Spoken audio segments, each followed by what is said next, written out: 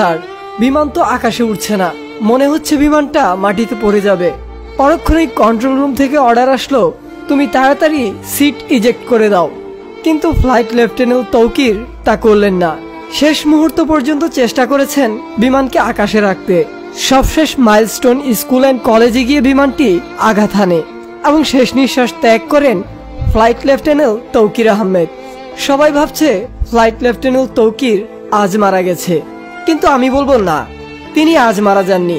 তিনি মারা গিয়েছে যখন বাজেট চুরি হয়েছিল, যখন 1976 সালের বিমান দিয়ে আজও ট্রেনিং করানো হচ্ছিল। তাকে বাঁচার সুযোগ দেওয়া হয়নি, সিস্টেম তার জন্য কিছুই রাখিনি, শুধু ঝুঁকি আর পুরনো কিছু লোহা রেখেছিল তার জন্য। ফ্লাইট লেফটেন্যান্ট তৌকির যে উড়ান দিয়েছিল সেই উড়ানের নাম হলো solo flight training. Solo flight training হলো একজন পাইলটের ট্রেনিং এর সর্বশেষ ধাপ। ফাইটার জেট অপারেট করার জন্য একজন পাইলটের যে হাই স্কিল সেটি প্রমাণ হয় সোলো ফ্লাইটের মাধ্যমে। ট্রেনিং এর এই পর্যায়ে পাইলটকে নেভিগেশন বা কো পাইলট বা কোনো প্রকার ইনস্ট্রাকশন ব্যতীত একাই ফ্লাইট অপারেট করতে হয়। ফ্লাইট লেফটেন্যান্ট তৌকির আজ সেরকমই একটি ট্রেনিং ফ্লাইট অপারেট করছিলেন। যে কোনো প্রকার ট্রেনিং ফ্লাইট সিভিলিয়ান এরিয়া থেকে দূরে হয়ে থাকে, তবে সোলো ফ্লাইট সাধারণত আরবান এরিয়াতেই হয়ে থাকে। আর আরবান এরিয়াতে এই ধরনের সেন্সিটিভ ফ্লাইট অপারেট করার জন্য পাইলটকে যথেষ্ট কোয়ালিফাইড হতে হয়। ফ্লাইট লেফটেন্যান্ট তৌকির তেমনই একজন পাইলট।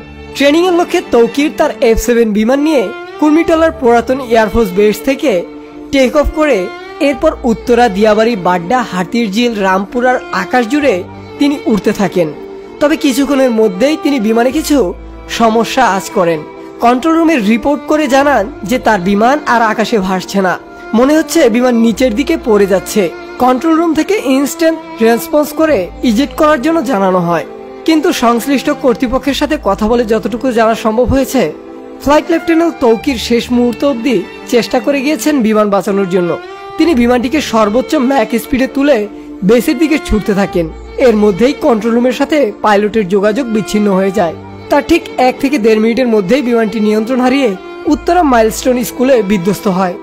এখন পর্যন্ত এতটুকুই জানা গেছে, তবে বিমান ঠিক কি ধরনের টেকনিক্যাল ফেলিওরের জন্য এই দুর্ঘটনা ঘটল তা কেবলমাত্র ম্যাসিভ ইনভেস্টিগেশন হলেই জানা সম্ভব।